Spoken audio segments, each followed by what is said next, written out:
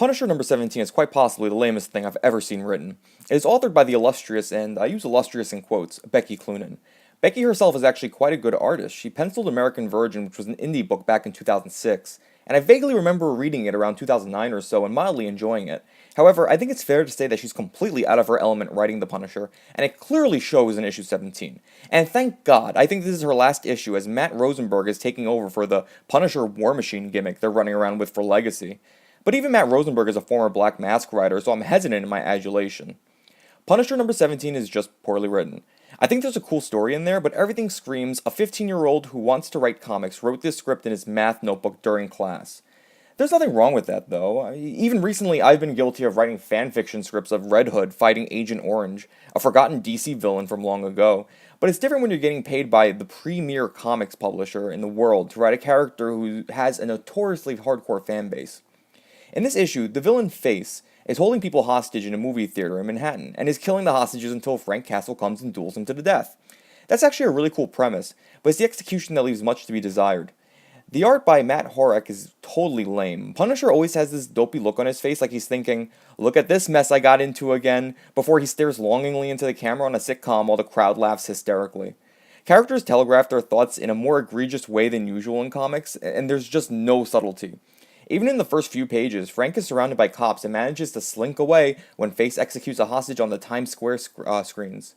It's like Becky remembered the cliffhanger from last issue and spent about 12 seconds figuring out how to get Frank out of there. Everyone also curses for no reason. There's a thing about cursing in comics. Foul language can add realism and emphasis to scenes. But in this book, it feels like Becky just threw in cursing for the sake of cursing, and because after writing the script, she realized that this was a mature-rated comic. It doesn't add anything to any of the scenes, it feels forced, and it's really distracting seeing random symbols where words should be. There's also this rah-rah, women are strong, independent, and we need to show you moment that I normally wouldn't care about, but it seems to happen so much in Marvel that I'm convinced there was an internal memo recently mandating that it's in every book.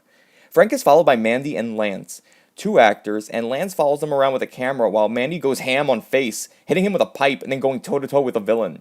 Which is obviously rational because it's not like a bunch of cushy actors would just sit idly by and shit their pants thinking they're gonna die, right? I have risk-seeking impetuses, and I'm no stranger to being scared, but if a psychotic villain was attacking me, I'd be pissing myself. But not Mandy. She gives witty, and witty is also in quotes, banter, and helps Frank take down Face. When Frank commends her and hypes her up, asking if she's former military or self-defense, she explains that she's been training for an action role, which makes no goddamn sense. If I'm in a combat situation against a psycho, I don't want Bruce Willis by my side. I want the guy who shot Bin Laden. The death scene of Face was derivative. He gets crushed in between two gears, and there's another demasculation of that guy Lance, while Mandy does her witty banter thing with him. Just in case you needed to know that Lance is a coward and Mandy is actually the brave one. The book is lame as hell. I remember loving Punisher during the Max days and even directly after it. There's something about the lone sorrow of the Punisher that speaks to all of us. We feel him when we're alone with horrible thoughts in the depths of our worst despair. Punisher is a necessary evil. I had a friend once who we had just seen the movie Taken with Liam Neeson, and he said after the movie, "It's a world without mercy and I love it, but I feel guilty for loving it." That perfectly describes what Punisher should be, not this Looney Tune nonsense he's become. You can follow me at Trajan Channel on Twitter, like, share, and subscribe, and I'll catch you all later.